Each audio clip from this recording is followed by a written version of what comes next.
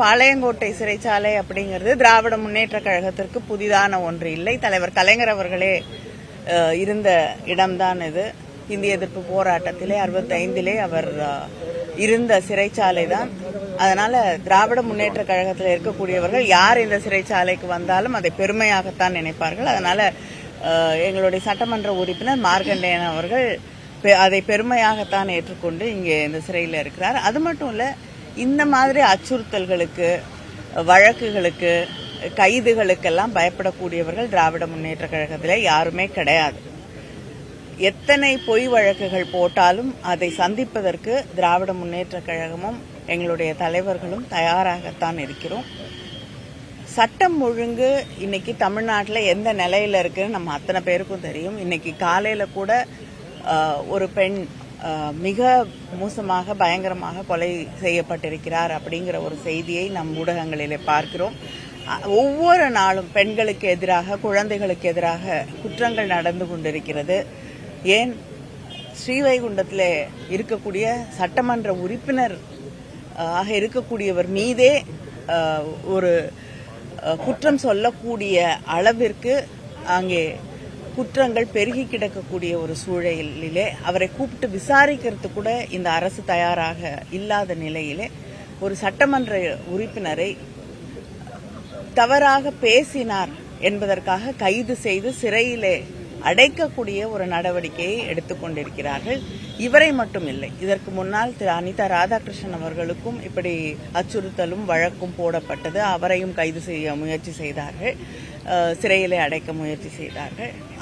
அடுத்து ஒவ்வொரு முறையும் கருத்துக்கள் சொல்லக்கூடிய யூடியூபர்ஸாக இருக்கட்டும், சோசியல் மீடியால பணியாற்றக்கூடியவர்களாக இருக்கட்டும், அவர்களை எல்லாம் சிறைக்கு அனுப்ப இந்த அரசு ஆட்சி முயற்சி செய்து கொண்டிருக்கிறது. தாவேகா ஜனநாயகத்திலே கொஞ்சமும் எங்களுக்கு அக்கறை இல்லை, நம்பிக்கை இல்லை, மக்கள் மீது எங்களுக்கு எந்த கவலையும் இல்லை என்று தன்னுடைய காவல்துறையை இப்படி எதிர்க்கட்சிகளை அடக்குவதற்கு மட்டுமே பயன்படுத்திக் கொண்டிருக்கிறது.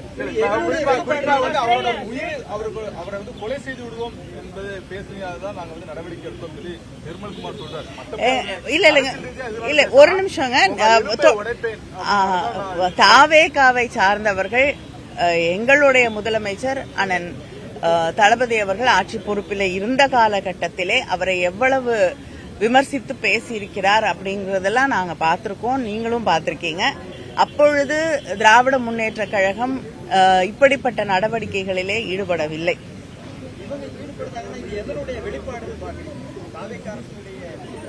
அவங்களுக்கு ஜனநாயகத்துல நம்பிக்கை இல்லை. யார் தன்னை விமர்சனம் செய்தாலும் அதை ஏற்றுக்கொள்ளக்கூடிய ஒரு மனப்பக்குவமோ மனப்பான்மையோ அவர்களிடம் இல்லை. அவங்க யாருக்கு பயந்து கொண்டு அரசியல் செய்கிறார்களோ அதே வழியிலே தான் அவர்களும் அரசியல் நடத்தி கொண்டிருக்கிறார்கள். அறிவு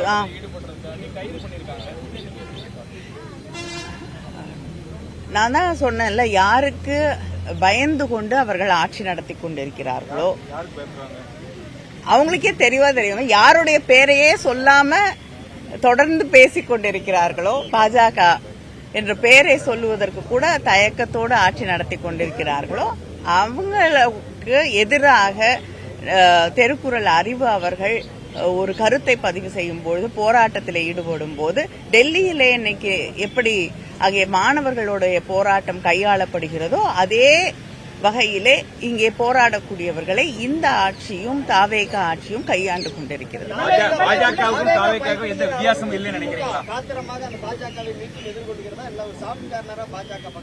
திராவிட முன்னேற்ற கழகம் தன்னுடைய கொள்கைகளிலிருந்து, கருத்துக்களிலிருந்து தமிழ்நாட்டு நலன் என்று வரும்பொழுது என்றும் விட்டுக் கொடுத்ததில்லை, விட்டுக் கொடுக்கவும் மாட்டோம். தலையங்கம் தொடர்ந்து எழுதப்படுகிறது. திராவிட முன்னேற்ற கழகத்தினுடைய சப்போர்ட் இருந்தா தான் இந்த 750 சீட் அது போன்ற நிகழ்வுகள் வரும் சொல்லி தலையங்கம் எழுதக்கூடிய அளவுக்கு கொஞ்சம் நெருக்கமான சூழல் தற்போது ஏற்பட்டு விட்டதா? இல்லைங்க, தலையங்கம் எழுதுவதற்கெல்லாம் நாங்க பதில் சொல்ல முடியாது. இல்ல, அது நீங்க தான் பதில் சொல்லணும். உங்களுக்கு என்ன எல்லா அனுமானங்களுக்கும் நாங்கள் பதில் சொல்ல முடியாது. நாங்க சென்ற முறை அந்த மசோதா கொண்டு வரப்பட்ட போது எங்களுடைய கருத்துக்களை மிக தெளிவாக எடுத்து வைத்திருக்கிறோம். அந்த கருத்துக்களுக்கு மதிப்பளிக்க வேண்டும் என்பதுதான் எங்களுடைய கருத்து.